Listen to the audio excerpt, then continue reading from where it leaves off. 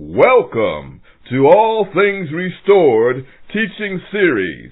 I declare and decree and pronounce upon your life that as you listen to and apply these teachings, that your life shall be restored. Your marriage, your family, your finances, your business, and your health shall be restored in Yahshua's name. Shalom, everyone, and welcome to today's teaching. What is the blood covenant, and why is it so important? The blood covenant of Jesus, or Yahshua, is mentioned many times in, quote, Christian, unquote, theology. But what does it really mean? Why should I come under this covenant, and is it really relevant for us today? Let's begin with a simple dictionary definition of the word covenant. It is a noun from the French word convenir, which means covenant and agreement. The Latin word also convenir, to agree, be of one mind, come together, from com, meaning together, and venir, to come. Now, let's go to part one of the definition. A binding and solemn agreement between two or more persons, parties, etc. to do or keep from doing some specified thing. A contract, compact. Definition 2. In theology, the promises of God to man, usually carrying with them conditions to be fulfilled by man as recorded in the Bible.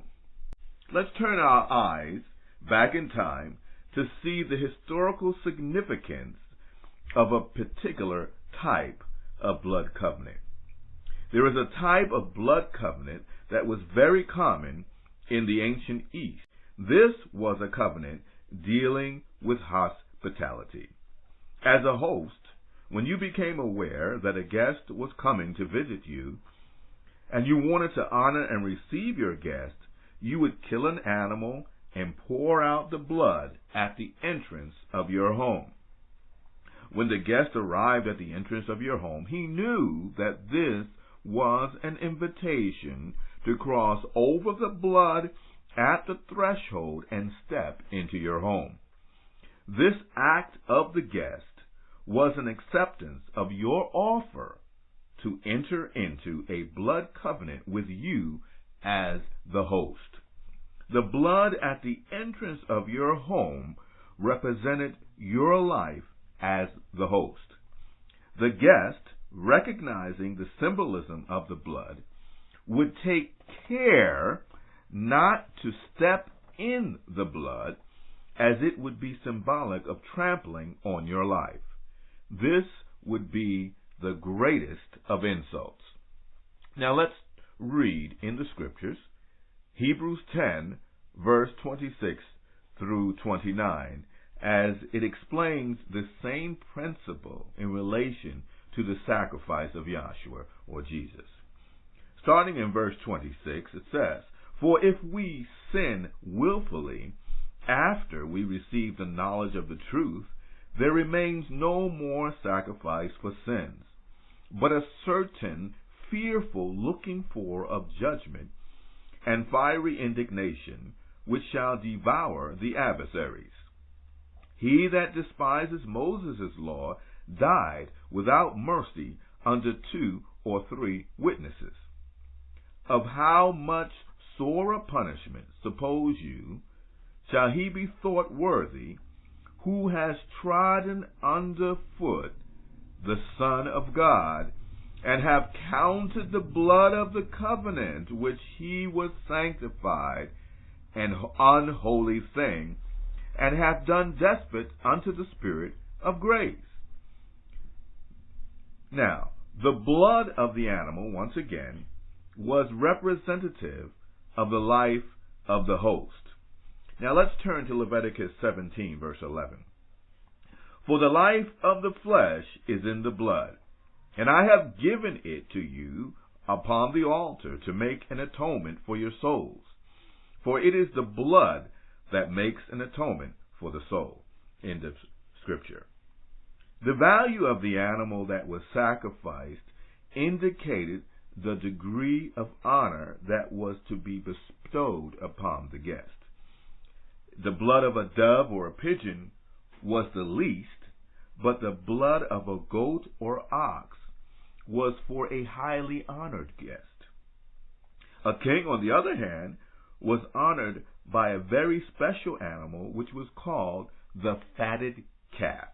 So let's look at the terms of the blood covenant between the host and the guest. The guest, after crossing over the blood at the entrance, was agreeing to come in peace and support, bless, and honor the guest while in his home.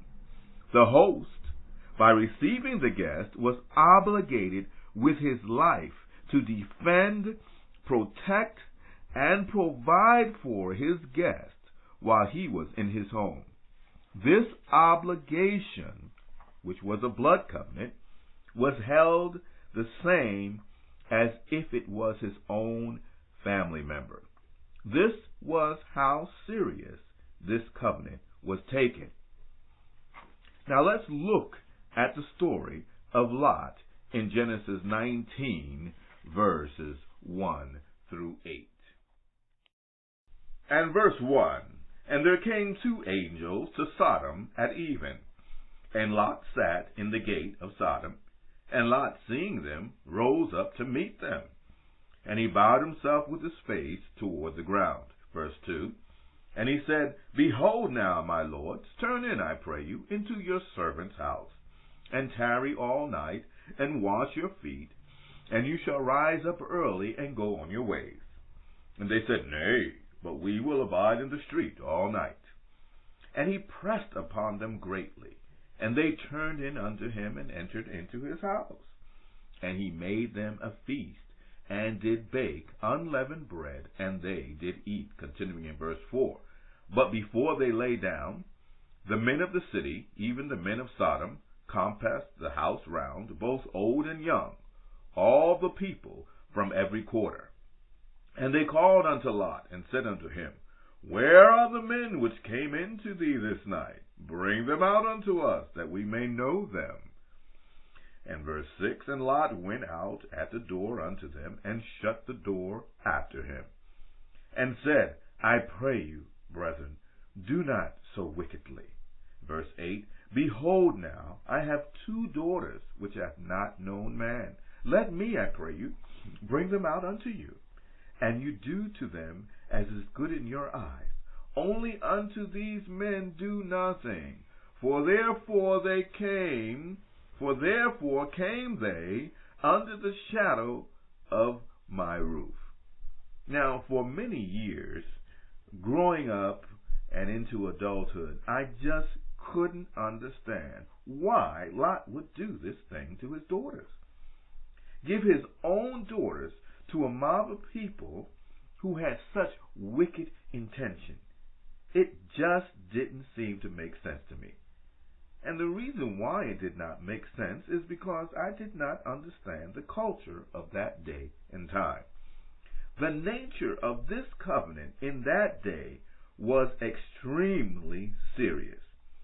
Lot took this blood covenant so seriously that he was willing to give up his own daughters so that his guest would be protected.